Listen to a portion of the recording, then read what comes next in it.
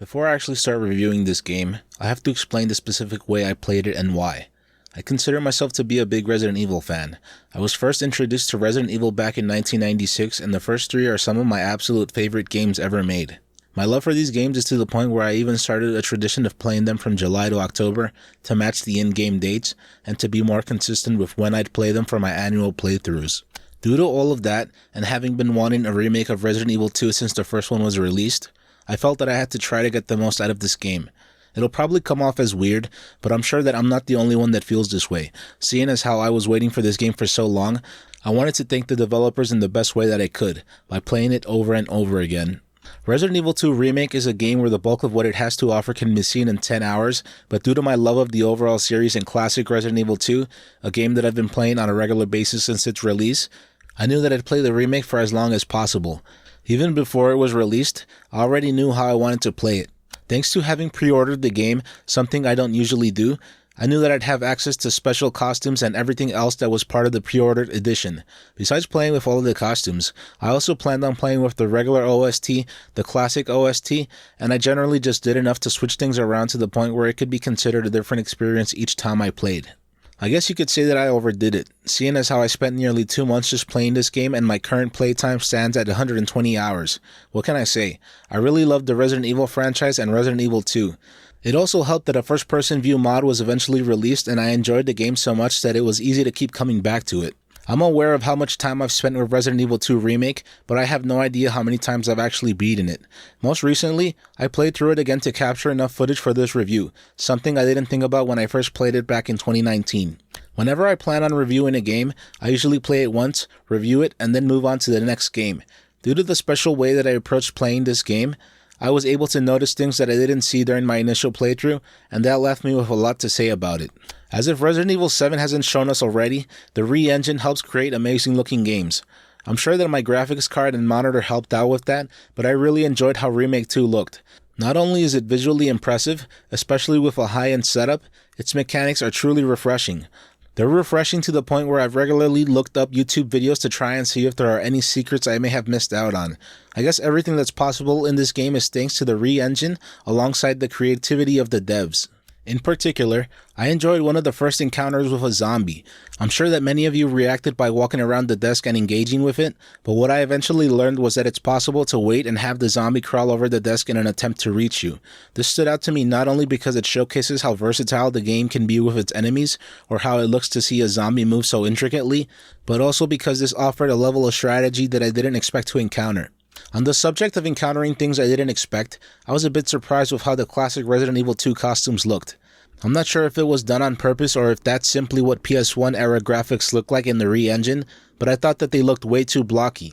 I play the classic Resident Evil games fairly regularly and they don't look that bad. With how blocky these costumes looked, I was reminded of Final Fantasy VII's in-game models. It left me thinking that it was over the top on purpose, but I would have preferred a look that was closer to what was offered in the classic Resident Evil 2. When it comes to general graphics and how the game looks as a whole, I could go on and on about any and all details.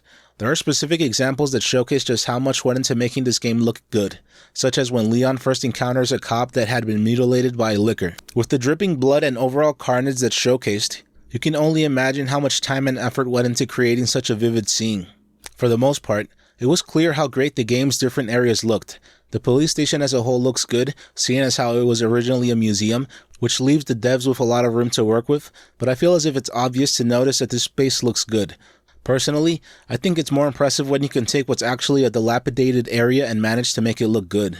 It could be that the overall atmosphere of a specific area is what leads to wanting to make it look a certain way, and that helps a lot, but it's still worth mentioning that the bottom of the sewers looked absolutely sick and I loved it. This was just one of the ways that the game's devs took what was done in the classic Resident Evil 2 and brought things to a much higher level. On top of creating an intimidating room full of G-adults, it's decorated in such a way that you believe you're in something other than a sewer. Maybe it's just me, but it looked demonic and it fit perfectly well into one of the many Doom games. I'm sure that some of you may think that it's easy to bring up areas that are impressive in the first place, due to how they fit into the overall narrative of the game, but it's hard to ignore them. When it comes to the laboratory, 2 words that come to mind are sleek and shiny. Everything shimmers, and it's clear that the devs wanted it to come off as a sort of sterile environment, which contrasts with other areas. I just liked how much detail went into making certain rooms look enormous, such as the main shaft room. Besides looking amazing from the start, if you spend enough time in it, you start to see movement from afar. This is mainly showcased through what appears to be power generators. This is a small detail, but what this does is elevate the game. I wouldn't go so far as to say that this room would be seen as bland without that addition, but what it does is make things even more interesting than they already are. This is showcased even more towards the last few minutes of the game, but that's not where I'm heading right now. Generally, Resident Evil games offer a multitude of things that create the experience that most of us love and hold dearly. Whether it be the scary atmosphere, the disturbing files that flesh out the stories told within the games, or certain mechanics that could be seen as unique to this series of games. While all of that is true, one of the most important parts of Resident Evil games is the combat. Right from the start, it's clear that you'll be facing a large number of enemies throughout this game. The gas station doesn't offer much when it comes to being able to attack the zombies found there, but it's clear that the combat in this game is going to be more vicious than what was offered in the classic Resident Evil 2. While it's true that there are a lot of zombies right from the start of the game, there's a difference between encountering them in scripted moments, cutscenes, and when you're actually in control. The police station offers a somewhat relaxed experience for the first few minutes you get there, but it goes from 0 to 60 fast. After failing to save the cop by the shutter, the number of zombies you have to deal with goes up really fast. On one hand, I'm having a blast because this game is doing a good job in freaking me out, but on the other hand, it's intimidating being freaked out like that. It's especially unnerving when you realize that zombies can take 7 shots to the head and still be ready for more.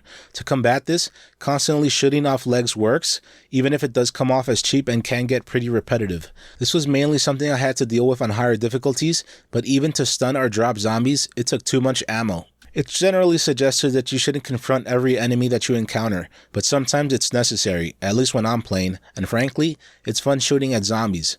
Maybe it's just because some weapons aren't meant to be used as freely as I'd like to use them, so that's why they're not as efficient when compared to others. One of the most destructive and visually impressive weapons offered in this game is Claire's grenade launcher. Besides seeing what it can do to most enemies encountered, I thought her grenade launcher was perfect for lickers. It damages them, engulfs them, and the multiple ammo types makes it one of the most versatile weapons. This has more to do with the classic Resident Evil 2, but I've always preferred playing as Leon. I have no problem with Claire as a character, but her weapons weren't quite as appealing or powerful as Leon's. Thankfully, that was changed a bit for this remake. While it's true that Claire eventually ends up with more weapons than what she had to use in the classic Resident Evil 2, I noticed that William was harder when you play as Claire. It was due to how I felt that pretty much all of her weapons took way too long to reload. Alongside that, keeping count of what ammo goes to which handgun was annoying to deal with. I realized that you're in control of reloading in more ways than one, but when I'm in the middle of a hectic battle and I'm trying to get through it as quickly as possible, the more I have to deal with, the more frustrated I'll get. This could have been resolved had I just stuck to using one handgun at a time, but that wasn't always doable due to lack of ammo and having to carry both handguns at once to be able to defend myself. When I was in the middle of my first playthrough, one thing I hoped for was an unlockable infinite ammo mode. It was mainly because I wanted to be able to mindlessly wreak havoc in the police station. It also helped that I wanted to spend more time in this game without having to worry about the story mode and its objectives. The infinite ammo weapons helped satisfy this urge, but I wanted more, especially with how the story mode and what it had to offer sometimes got in the way. For the most part, Mr. X is both loved and hated for many reasons. The character is iconic at this point, and that helps explain why so many enjoy his presence in the game. At the same time, he can get really annoying to deal with. After an hour or so of being in the police station, monsters are all over the place. Even when playing on the standard difficulty, it was easier to just maim the enemies that I encountered. While this was helpful, I eventually grew to regret not having killed them. There are pros and cons to this, and that's especially seen once Mr. X is on your tail. It's to the point where I'd have to change how I went through the police station. It's possible to do enough damage to where he stopped for a handful of seconds, but you're better off just running away. While it's true that Mr. X can be annoying to deal with, at times I was amused by what he'd do or what I'd do in response to him coming after me. In general, I usually tried to just run away from Mr. X, but there were moments where even if that's what I was trying to do, he'd somehow catch up to me, or I'd pass by too close to him. This was a bigger hassle to deal with when playing on hardcore, something I'll discuss in depth later on. There was one moment where all I could try to use against Mr. X was the shotgun, and unfortunately, it wasn't enough. It was annoying that I failed to stop him and this led to him killing me, but it left me thinking that Mr. X is much, much better than Nemesis. Since I do planning on making a video review of Remake 3, that's something I'll discuss at a later time. Unlike in the classic Resident Evil 2, Remake 2 manages to fit in Mr. X and William into both scenarios. Personally, I didn't like this. It's because this led to both scenarios feeling too similar to one another. I'm sure that I'm not the only one that felt this way, but I preferred having to deal with William. With William, I only had to worry about him in certain points of the game.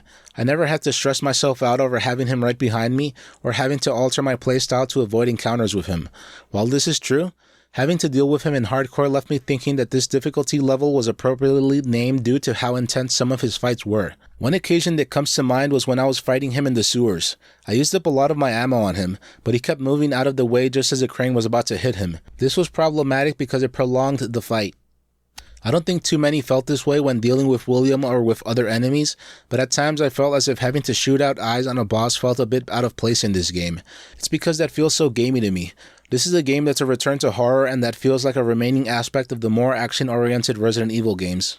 I realize that this is a video game, so it'd be difficult to do away with it completely feeling like a game, but rather than making it so that you'd have to shoot at William's eyes, I would have preferred simply having to shoot at him until enough damage was done. It reminds me of how the Plant 42 fight was approached in Remake 1. You're fighting an over-the-top monster and you can only damage it during certain moments, but I preferred how it was handled over the first fight with William in the lab. This is one of a few issues that I had with Remake 2, but I'd say that I was almost fully content with what this game had to offer. In general, a game's level design is affected by what it has set out to do, but also by what kind of a game it is. I'm sure that there are games out there that go against this, and some of the Resident Evil games prove this, but Remake 2 isn't quite like that. It wouldn't surprise me to find out that there are videos here on YouTube analyzing Remake 2's level design. I'd say that most of what it has to offer can be summed up by saying that you know the level design of a game is great when you can think of 3 different ways to get to one place. This is mainly seen throughout the police station, but there are other areas that do it to a lesser extent, such as in the labs. This was done to the point where it was sometimes easier to forget where you needed to go in order to accomplish your current objective. It was around my 4th time playing through the game, but I was still getting a bit lost. I wouldn't say that it's due to not knowing where to go and when. It's more about remembering the most efficient way to get around, which can be necessary when Mr. X is tailing you, or the station is full of enemies, and you lack either health or ammo. It's annoying to deal with this when you're just trying to survive or achieve something difficult, but looking back on that, it left me thinking that this game was well thought out. I'd prefer to notice that a game was challenging rather than being too easy. This can be avoided by playing on normal or assisted. What I liked was that the game still found a way to be difficult in one way or another, no matter which difficulty setting you're playing on. I realize that talking about the difficulty setting and enemies in relation to the level design may seem out of place, but that's because I see a connection between all of those things. I don't recall if the number of enemies is altered depending on which difficulty setting you choose to play on, but their ability to dish out damage and their overall aggression was something that affected how I decided to navigate throughout the game. For example, I'd like to bring up the corridors around the West Office and the safety deposit room. Just about every time you passed through it, there were a decent number of enemies to deal with. Initially, it's around 5 zombies, but afterwards, it's 2 lickers. Due to the multiple ways to get around the station, I found it easy to avoid combat in this area. There were occasions where I had to deal with it no matter what, but I enjoyed having multiple options to choose from when dealing with this. It's true that I enjoyed Remake 2's level design and how open-ended it could be, but at times I felt as if this worked against me. Though the level design offered different ways to get through some of the areas, that also meant having a lot of ground to cover. This was especially problematic for me when it came to searching for one key item or something else that I forgot to deal with. That happened to me when I was in the sewers and I felt completely stuck with no idea what to do. Honestly, I sometimes feel as if I did a better job confusing myself than the game did. I'm not trying to imply that a game causing confusion is a good thing, but I do enjoy when a game keeps me on my toes or expects me to put in some effort. Ever since Resident Evil started to focus on more action-oriented gameplay, the puzzle elements started to receive less attention, or they simply weren't included at all. I can see the pros and cons when it comes to choosing one or the other. With a simple puzzle, I can say that something's better than nothing, and I can say that it could have been better. To not include anything at all, I'd say that it's wrong to do away with an essential part of Resident Evil games. It's a bit of a long-winded way to get to the point, which is what's the deal with putting the heart key in such an obvious place? With how easy it was to find the heart key, you might as well just leave it out in the open. I was left thinking that this was a poor attempt at satisfying puzzle-loving Resident Evil fans. A better solution would have been to make getting the key out of the frame more difficult. I realize that item management is an important part of Resident Evil games, seeing as how it forces you to prioritize multiple different things at once, and though that may not seem related to puzzles, it is. This comparison may be more appropriate with Resident Evil 4, seeing as how the item management in that game is like Tetris, but in Remake 2 it still leads to having to think up solutions in order to avoid potential issues. Though I consider myself an experienced Resident Evil player and I played this game for an obscene number of hours, there were still moments where I had to leave ammo because I didn't have space. That says more about me as a player, but I like this because the game has ways of letting you know that you've messed up in one way or another. Any other game would allow you to carry everything all at once, but by limiting how much you can carry, you're forced to think things through. This can affect you in more ways than one because you have multiple options to get over this problem. If you waste ammo to open up item space, you may lack ammo for future enemy encounters. If you go back to a save room to use the item box, you may encounter an enemy, which could lead to you losing health or wasting ammo. It's clear that there are consequences for what you do in this game, and I like that. I wouldn't go so far as to say that it's like Dark Souls, which can be brutal with how it goes about teaching you a lesson, but it definitely lets you know when you're messing up. To me, the Resident Evil games stand out for multiple reasons. Alongside everything that's related to the actual gameplay, one aspect I particularly enjoy is the music. Each Resident Evil game tends to feature a decent variety of music, from rock to ambient, but one thing it manages to do despite what genre of music it utilizes is that it manages to come off as evocative. Personally, I enjoy instrumental music way more than music with vocals. There's a great deal of music with vocals that I love, but I like to think that instrumental music is able to convey more. This is especially clear in the classic Resident Evil 2. It's to the point where I regularly found myself listening to the OST on YouTube and eventually bought myself a vinyl copy. I know that I'm not the only one that enjoys this music that much because it's regularly sold out. What I'm getting at is that music is an important part of the Resident Evil games. It's a small part of the overall recipe, but it takes things to a higher level and adds to the enjoyment experience when playing. I was disappointed to notice the lack of music in this game. In the classic Resident Evil 2, it felt as if music was constantly on in the background, no matter what was going on. In Remake 2, it felt as if the music was purposely pushed aside to make room for sounds such as zombie groans or Mr. X's footsteps. The sound design adds to the experience, especially since zombies growling from far away can be scary. This leads me to believe that you should play this game with headphones on. I found this part of the game fun, but I was disappointed that it did away with something that I found much more enjoyable. I figured that this would have been different when I switched the game over to the classic OST, but even then, it still felt like an afterthought. I realized that all of this was done in an attempt to create a balance between music and sound effects, to try to create a chilling atmosphere, but it didn't turn out well balanced at all. As I mentioned earlier in this review, prior to even starting up the game, I was already thinking of the many different ways that I'd play through it. It was mainly to try to see as much of it as possible, but also to keep things fresh enough for me so that I wouldn't get bored of it. Having read what others think of this game, I know that some people don't think of it as replayable at all. Maybe it's because of not being able to play a wide variety of games back in the 90s or the early aughts, so I'm used to thinking of new ways to keep playing a game. Sometimes that required a lot of imagination, but with how Remake 2 offers all sorts of extras and settings that can be toggled on or off, it wasn't hard. I'm sure that many people will recognize this as being true, but they'll still think this game lacks replay value due to how it really only consists of 2 scenarios that can be beaten within 3 to 5 hours. There are 4, but with how little they add to the experience, it might as well just be 2 scenarios. I eventually grew to accept this, but I still kept playing because I had been waiting for this game for years. Alongside coming up with my own reasons to keep playing Remake 2, its achievements left me with more to work towards accomplishing. I'm not a completionist or an achievement hunter, and yet I found it easy to get the bulk of them due to how many times I played through the game. It was a simple way of making it so that players would keep playing, and in particular, I liked the inclusion of the Mr. Raccoon statues. Unfortunately, I didn't end up finding them all, and at this point it'd be too tedious to go through the entire game with a guide open to see which exact one is missing. At the time of this writing, I could more or less 100% the game's achievements, but I'm really not interested in doing that. You'd think that that'd be easier to do than to play this game for 120 hours, but the difference is that I did that for the fun of it. Playing this game was fun, but attempting to get an S+ rank for all of the scenarios on hardcore was aggravating. It might seem a bit strange to cover a game's specific difficulty setting, but it's because I found it to be a big part of this game. I've been into the Resident Evil series since 1996, and yet I'll admit that I'm not the best when it comes to overcoming some of the more difficult parts of these games. The Resident Evil series offers versatility in more ways than one, and it's due to that speedrunners and others are able to challenge themselves. Whether it be with knife-only runs or no-damage runs on the highest difficulty setting, someone out there has accomplished these difficult feats. I admit that I'm not good or patient enough to work towards accomplish any of these things, but I don't mind playing on the highest difficulty settings. Initially, It was simply to get to experience a different side of Remake 2, but it eventually turned into wanting to show myself that I could at least beat the scenarios and eventually get an S+ ranking. There are many reasons as to why Remake 2's hardcore mode stands out. Simply put, this game on hardcore is a doozy.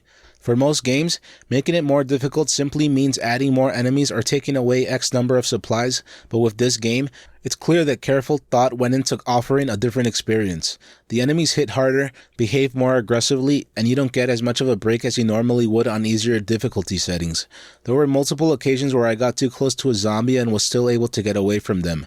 On hardcore, zombies and other enemies would almost always manage to attack me no matter what. It wasn't as forgiving, especially because it was easier to end up in danger after being hurt by enemies. Just about everything that the hardcore difficulty had to offer was manageable for me, but the extra damage you take is what made it especially difficult for me. When I realized just how difficult hardcore was, I settled for just wanting to beat it. I didn't care if I got the worst ranking possible, I just wanted to get through it to be able to say that I did it. I kept getting better with each subsequent playthrough, but once I was able to deal with the extra damage, the next part was having to beat the game on a strict time limit. It was to the point where juggling all of these extra requirements got to be stressful.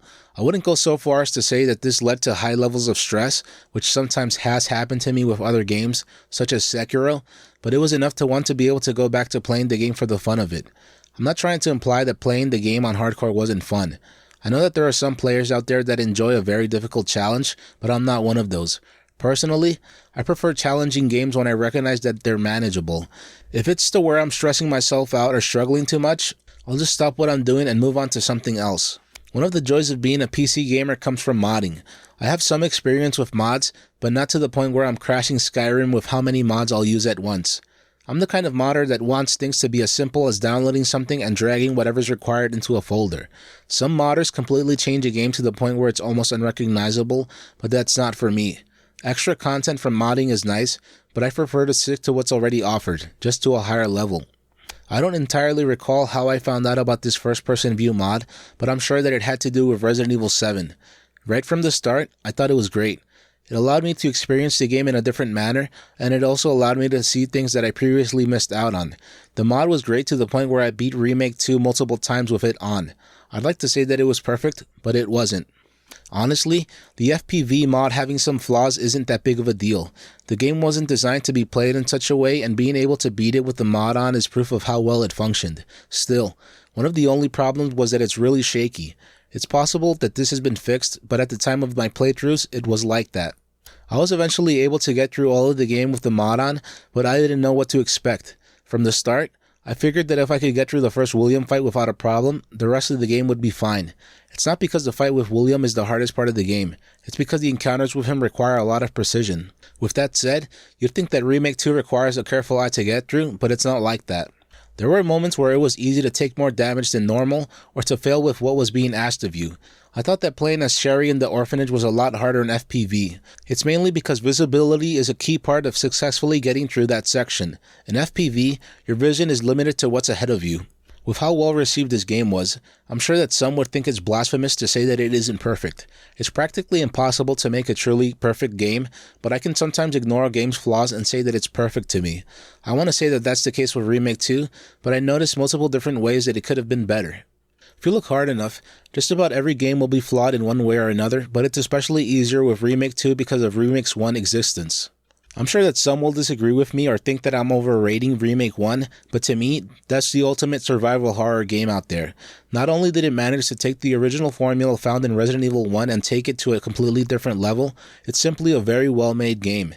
You should judge games for what they and they alone offer, but it's hard to not compare the remakes to each other. A remake doesn't have to be exactly like the first version of a game to be considered amazing. It could build upon the original's foundation and create an experience that's more modern in multiple different ways. While Remake 2 does that, for the most part, it's not as ambitious as Remake 1 was. Remake 1 not only featured pretty much everything that was found in the PS1 version, it added many more areas, enemies, lore, and additional game modes. While Remake 2 does some of that, such as the multiple G adults in the sewers and the orphanage, it wasn't enough. I'm not saying that the game had to be much longer, but it would have been nice to have been able to experience more of the Raccoon City streets or the marshalling yard. From switching the 2019 OST to the 1998 OST, you can determine that the devs made it seem as if certain areas in the sewers are meant to take the place of the marshalling yard. The train car that leads to the lab could be seen as part of that, but that feels half-baked. It's understandable why this would be done, seeing as how the marshalling yard segment in classic Resident Evil 2 was around 10 to 15 minutes long, but I still think that more could have been done with it in Remake 2. While I'm sure that some players out there enjoyed Resistance, I wasn't one of them. I have to admit that I didn't even play Resistance. It's because it felt as if Capcom was trying to shove this down our throats. Resident Evil Outbreak offers multiplayer, but it's closer to the beloved Resident Evil gameplay, not to a typical multiplayer game that's hot for a minute and gone the next. Rather than including this and the Ghost Survivors mode, I would have preferred something more like Mercenaries. The Mercenaries mode was introduced in 1999's version of Resident Evil 3 and it's different to what most of us have played, but that still would have been more enjoyable than playing a thrown-together multiplayer mode that no one really asked for. It's because endless hordes of enemies all over the police station and other areas of the game would have been awesome. I know I'm not alone in thinking that more time spent with the re-engine is a good thing. While that is true, it's best to stick to what attracted players to Resident Evil in the first place. With how I review games, I'm sure that I can sometimes come off as I didn't enjoy the game I'm reviewing. That's sometimes true, but not too often. I like to think that it's possible to enjoy something and still recognize its flaws. Still, Resident Evil 2 Remake is absolutely worth playing. It wasn't the remake that I was hoping for, and it's not the best remake that Resident Evil has to offer, but it also didn't turn out to be as bad as I was afraid it could turn out to be. Even if you weren't around to play the original Resident Evil 2 or just never got around to it, this game is meant for all kinds of players. Newcomers shouldn't feel as if they have to play the other Resident Evil games to get this one, but it'd help. Rather than feeling as if this game will replace the classic Resident Evil 2, I feel as if it's simply the new member of the family. It's another great Resident Evil game that I'll continue to play for the foreseeable future. If you're a hardcore Resident Evil fan, I'm sure that you've already played this game. If you haven't, buy this game and play it as soon as possible. So, what did you think of Remake 2? Did you think that it needed to be more fleshed out like Remake 1? Were the extra modes good enough, or were you left wanting something different? If you enjoyed this content, please feel free to like, comment, subscribe, and share. Thank you very much for watching.